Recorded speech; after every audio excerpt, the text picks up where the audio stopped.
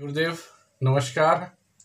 जैसा कि पिछले बार हम लोगों ने बात की थी कि इस बार जो टॉपिक होगा वो होगा पोसेशन, देवी का आना, या बंगला में जिसको बोलते हैं भौर करना।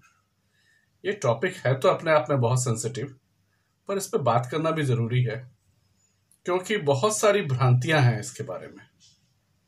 तो मैं मेन मुद्दे पे जाऊं उसके पहले मैं कुछ बोलना चाहता हूं कि बेसिक क्या है। बेसिक है कि समाधि जो है लगभग तीन तरह के होते हैं।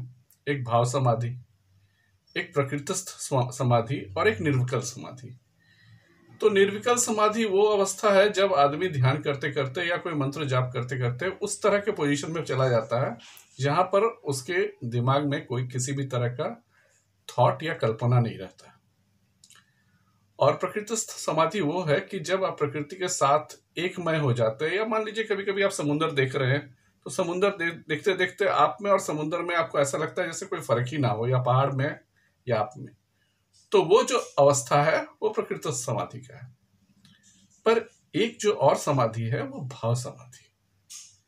ये समाधि उन लोगों को लगता है जो एक विशेष अवस्था में पहुंच चुके हैं ध्यान के, या जो अपने आप में इनलाइटेंड हो चुके हैं। वो जब किसी देवी या देवता का आराधना करते हैं तो उनका भाव उनके शरीर में गोचर होता है, दिखता है। जैसे रामकृष्ण परमहंस को कई बार भाव समाधि लगते हुए सुना गया है, जैसे बामा खेपा को कई बार भाव समाधि के बारे में सुना गया है। जैसे अभी के दिनों में देखा गया कि शिवरात्रि के समय पूज्य श्री भाव समाधि में कई बार आ जाते हैं। पर यह कोई सामान्य अवस्था नहीं है। यह अवस्था में आने के लिए कोई बहुत बड़ा साधक होना चाहिए।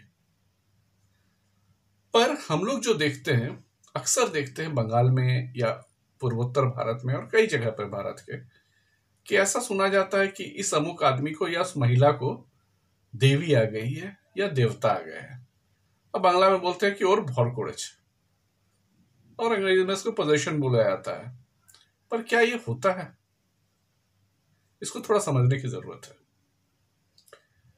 होता ऐसा है कि हमारा जो शरीर है वो उस बहुत ही लिमिटेड अवस्था में होता है, और देवता या देवी का एनर्जी जो होता है इंटेंस होता है, बहुत हाई होता है। ठीक है, वो इसी तरह की एक 200 वाट के बल्ब में आप 1 लाख वाट दौड़ा दीजिए तो ये 200 वाट का बल्ब का क्या हालत होगा? वो फट जाएगा। या 20 वाट के बल्ब में आप 1000 वाट दौड़ा दिए तो हमारा शरीर या हमारे प्रकृति में वो क्षमता नहीं है कि देवी या देवता का एनर्जी को हम कैरी कर सके। वो इंटेंस एनर्जी होती है। तो क्या देखते हैं हम लोग, ये जो गांव में होता है, ये होता है अक्सर क्या होता है कि खासकर महिलाओं के साथ ये देखा गया है। कभी कोई हाई एनर्जी इंटेंस वाला जगह पे ये लोग चले जाते हैं, और खासकर वो दिन अगर षष्ठी का दिन है, अष्टमी का दिन है, या चतुर्थी का दिन है, या फिर चतुर्दशी का दिन है, तो वो एनर्जी का इफेक्ट उनका मन पे पड़ता है। और अगर वो व्यक्ति या वो महिला का मन बहुत कमजोर है या वो एक्सप्रेसिव नहीं है, उनके ऊपर बहुत तरह की यातनाएं हुई हैं, वो कभी खुल के नहीं बोले, तो वो उस अवस्था में चले जाते हैं कि जैसा लगता है कि वो नाच रहे हैं, कूद रहे हैं, उत्पात मचा रहे हैं। तो लोग समझते हैं कि देवी या देवता उन पर आ गए हैं। पर कई बार होता है कि उनको खट्टा खिला दिया जाए या प्याज खिला दिया जाए तो वो ठीक हो जाता है। पर कई बार होता है कि ये बार बार होने लगता है। इसके दो कारण हैं। एक तो कारण है कि वो अपने घर में या अपने समाज में बहुत उपेक्षित रहती है, चुप चुप रहती है। तो ऐसे लोगों को जब अटेंशन मिलने लगता है तो वो अटेंशन सीकर हो जाते हैं। वही पति जो पहले मार पिटाई करते थे, अब उनको लगता है कि मेरी बीवी के ऊपर या पत्नी के ऊपर देवी आ रहे हैं, वो उनको ध्यान देने लगते हैं। और तो कई बार ऐसा होता है कि ये एक बिजनेस भी बन जाता है। लोग आके चढ़ावा चढ़ाने लगते हैं और उनको इसमें मजा आने लगता है। पर एक्चुअली ये एक सबकॉन्शियस माइंड का खेल है और इसमें सच्चाई कुछ नहीं रहता है ज्यादा। तो क्या देवी या देवता आते नहीं है हमारे शरीर में? तो इसका जवाब है नहीं। नॉर्मल व्यक्ति के शरीर में देवी या देवता का प्रवेश मुश्किल है।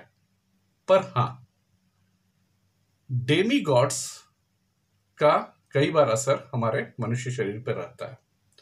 इसको एस्ट्रोलॉजिकली अगर देखने जाएंगे तो षष्ठ्यांशा चार्ट जो D60 है उस पे आप देख सकते हैं लगन या लगन लॉर्ड के साथ क्या कहीं यक्ष बैठा हुआ है या किन्नर बैठा हुआ है या फिर गंधर्व तो बैठा नहीं है।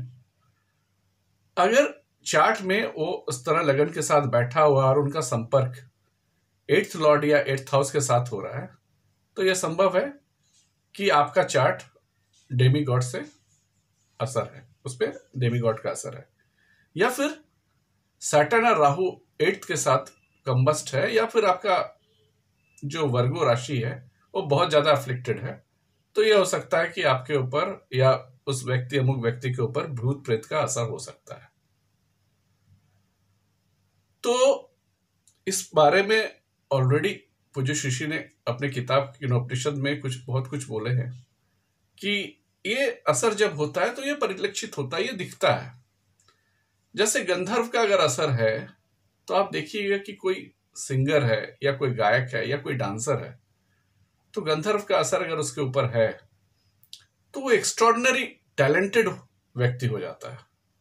वो व्यक्ति नेशनली नहीं इंटरनेशनल फेम को प्राप्त करता है, पर क्या होता है कि उसका जो मैरिड लाइफ है वो खत्म हो जाता है या उनका शादी नहीं होता है या उनका मैरिड लाइफ में कई कंट्रोवर्सीज होते हैं, वो सुखी नहीं होते। आप कई सिंगर्स को देखिएगा या कई डांसर्स को देखिएगा, चाहे वो माइकल जैक्सन हो या लता मंगेशकर हो या कोई और हो इस तरह के, तो उनका जो मैरिड लाइफ है वो बहुत अच्छा नहीं है।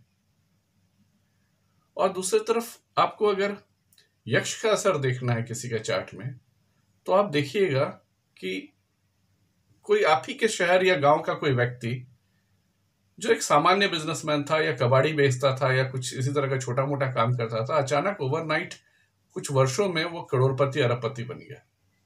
ये यक्ष का असर है। पर उनको देखिए कि उनके बच्चे जो होते हैं ना, उनके बच्चे बर्बाद हो जाते हैं या शराबी हो जाते हैं या कोई अचानक एक्सीडेंट में उनका डेथ हो जाता है। तो यक्ष क्या करता है? यक्ष आपका आने वाली पीढ़ियों को बर्बाद कर देता है और गंधर्व आपका मैरिटल लाइफ को खत्म कर देता है। ये इनका डिमेरिट है। तो इसी तरह जो डेमी गॉड्स का असर है हमारे चार्ट में पड़ता है, तो उसी तरह भूत प्रेत का भी असर पड़ता है।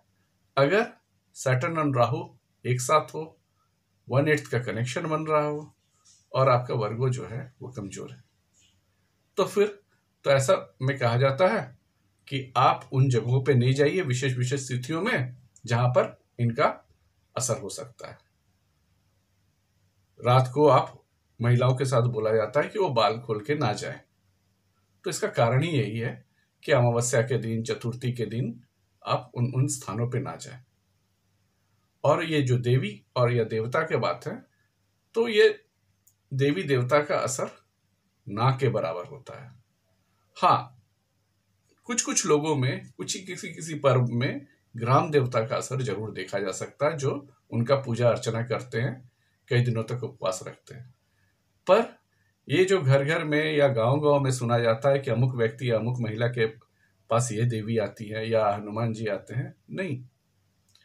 आप देखिएगा, नीम करोली बाबा जी भी एक जगह बोले हैं कि आप हनुमान जी को देखने के लिए हमारी आंखें में वो क्षमता नहीं है कि उनमें वो तेज और वो प्रकाश है, तो फिर उनको शरीर में ग्रहण करने की क्षमता कहां से आ गई?